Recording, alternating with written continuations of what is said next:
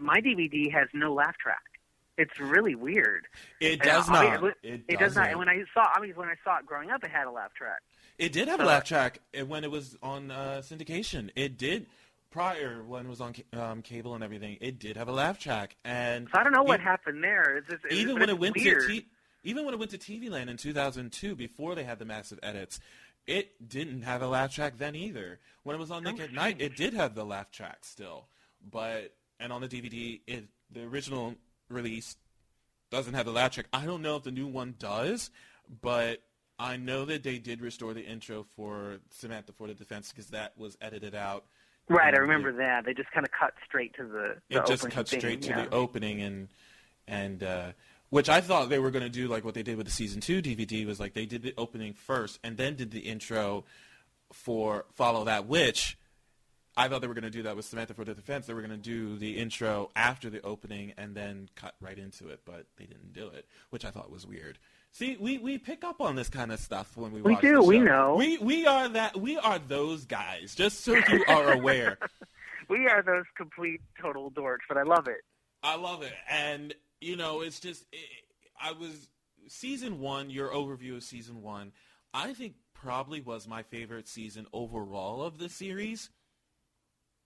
Because it was completely different from the rest of the show. While I loved all of them, I just thought Season 1 had a bit more. It had a different tone to it. Oh, definitely had a different tone. But it was that whole period when Bewitched was on from 1964 to 1972. I mean, everything, not just television, but everything was changing so quickly. And what's so neat about watching Bewitched all together like that is just seeing the rapid transformation of society, really, starting from this kind of more genteel way that Bewitched started out to getting into the funky 70s. It's just such a wild transition. Yeah. Now you wrote this book in time for the show's 50th anniversary. I did. Oh man, I remember posting that, and I got so many retweets and likes when I was like, listen, I was in my glory. I was just like, when it turned 50, I just popped in my DVDs and started watching them. And I just couldn't believe at that time it was 50 years old. And it's still a little hard to believe. Now it's 52. And it's 52 years old. And I'm just like, I can't believe that this show premiered 52 years ago. And a lot of us still talk about Bewitched to this day. It's a show that just resonates with a lot of us still after all this time. And that says something. It sure does. I mean, I don't think it's ever actually been off the air. Obviously we have DVD, but I don't think it ever went off the air. It's always playing somewhere, and that also says something. Oh, absolutely, it has. It's there's probably been a point where it just was off the air for like several months, if not a couple of years, before it came back on another station and they started airing it. But I think after that, it just never stopped airing. So it always seems to be on somewhere around the world too. Yeah, it was like once it left Nick at Night, it was gone for like 2 years, and then it came back on TV Land in 2002, and then it left that station, but then it went to WGN America, and then it was on there for ever, and then it went to BTV, and then it went to Antenna TV, and it hasn't been off the air since. It's literally been here since it's been on. I don't think it never went away, and I think part of it is obviously the magic. I mean, that's what pulled me in as an 8-year-old, watching things appear and disappear and what have you. But also, too, for the most part, the show is written so intelligently. And, it does get a little campy and silly sometimes toward the end, but generally, it's pretty solid. And I think that's why it survived the test of time.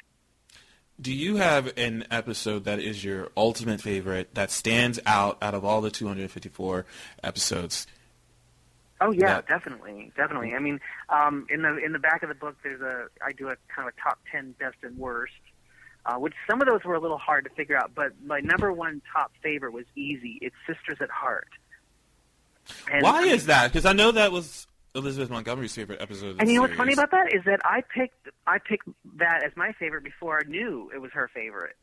Well, for me, there was the incorporation of the witchcraft, of course. I mean, Tabitha being a little bit older, she finally actually has a friend. The friend gets hip to the fact that Tabitha's a witch. I mean, just that part of it alone I thought was pretty cool. But then you get into the whole, message of the episode, which obviously, was racism and equality, and just the way they handle it. And I know there's some stereotypical stuff in there, that was probably the best that they could do in the early 70s, but just the fact that they addressed it and that they were able to do it. For the show, even. Yeah, and that they were able to address it through, the device of witchcraft, but still getting this message out there. And I think that's why it resonates for me as my favorite episode, is because it's a message episode, but it's not heavy-handed. It's got the magic in there. It also brings, like I said, it brings Tabitha to a new level with her powers and actually having a friend, because she hardly ever actually had friends on the show. And so just all of that together makes it my favorite episode. Yeah, the only friend she really had was Sydney. That wasn't really a friend. She turned him into a mushroom. I know. And then he actually showed up, for the whole tooth fairy thing. He did. Yeah, he did. So the first part of it, not the second. Right. Couldn't quite understand why that was, but see, that's the kind of thing that I like to dig into in the book, is the consistencies and the inconsistencies. Right, the continuity. I started picking up that when I got older, because when I was younger, I didn't really look at the show in that fashion, to where I wanted to pick up on a lot of the inconsistencies, or pick up where I see the wires, or where the special effects it kind of was a little bit off, but not really off. So I didn't really look at it like that when I was younger until I got much older, and then I wanted to learn a little bit more about that kind of stuff. Well, exactly. None of us looked at it that way growing up, or in that time period, because you'd have an episode air, as you were saying before, once in a season, maybe twice if it reran over the summer. We had like little 13-inch screens if you were lucky, and they knew you were lucky if you had a color television screen. Yeah, and they knew that they could, use an actor playing a different character 5 episodes later, or they could change a rule about witchcraft 6 months later, or they could completely remake an episode 2 years later, because they knew pretty much an audience wasn't going to remember that, this was the case. That's just the way television was. It wasn't that there was, they were doing a bad job or anything like that. It was just that the television landscape was different. Now we're live tweeting, as episodes are on. We're kind of primed to pick up on these kinds of details.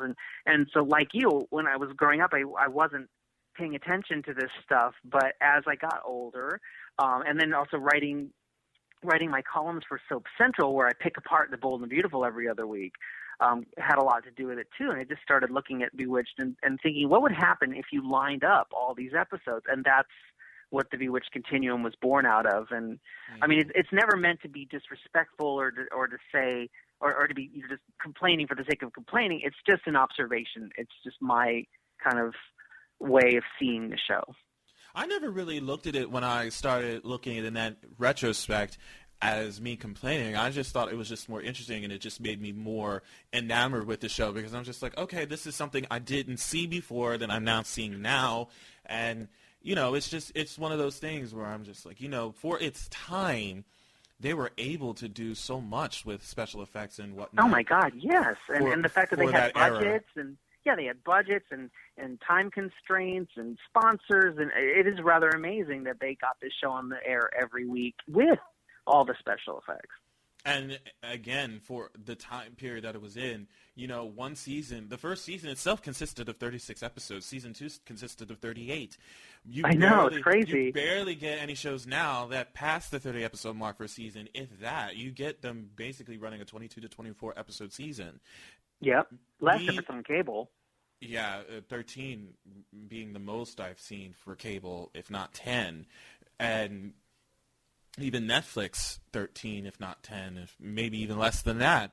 And I was just so impressed when I got the first season DVD in my house, and unfortunately it was the colored version. Oh, you didn't. Well, first of all, that was the only set they had in Walmart.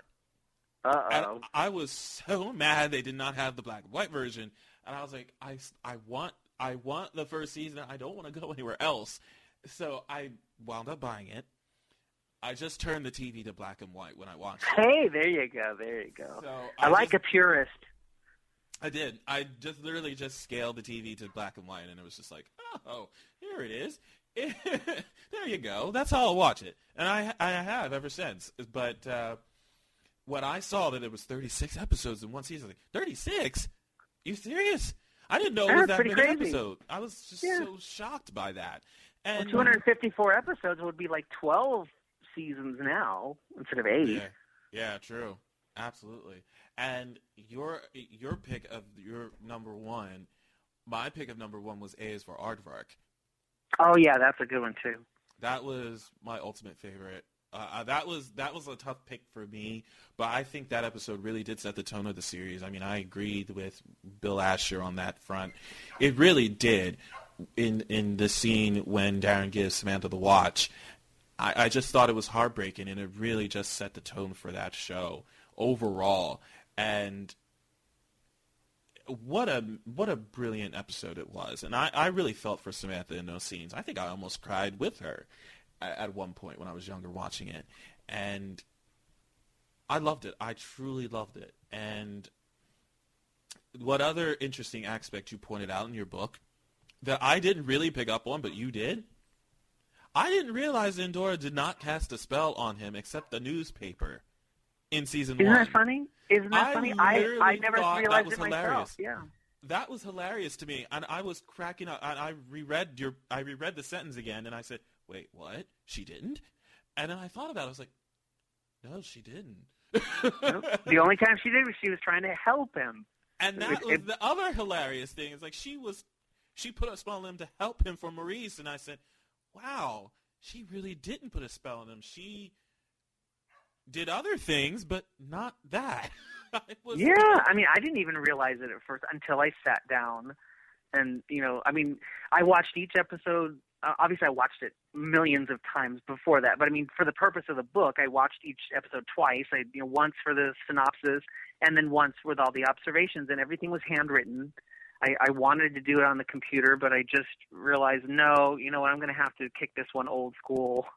And just going through episode by episode like that is when I started realizing all these things. And obviously, Endora casting spells on Darrin is, aside from the fact that there's 2 Darrins, it's the thing that the show is most known for. Besides that, is Endora's torment of Darrin. But yeah, it didn't happen really until toward the end of the 2nd season, and obviously picked up more through the 3rd and continuing seasons. But I think that a lot of shows, older shows anyways, kind of really didn't hit the stride that they're famous for until 3rd season. That seems to be, it was like that for me with Dynasty as well. But of course now, when a show doesn't, catch on within 2 or 3 episodes, they cut it. So it's just kind of interesting how the landscape, it seems like Designated Survivor just started this week. And I don't know exactly how I feel about it yet, but it's Kiefer Sutherland. I was a big fan of 24, so I'm going to watch it.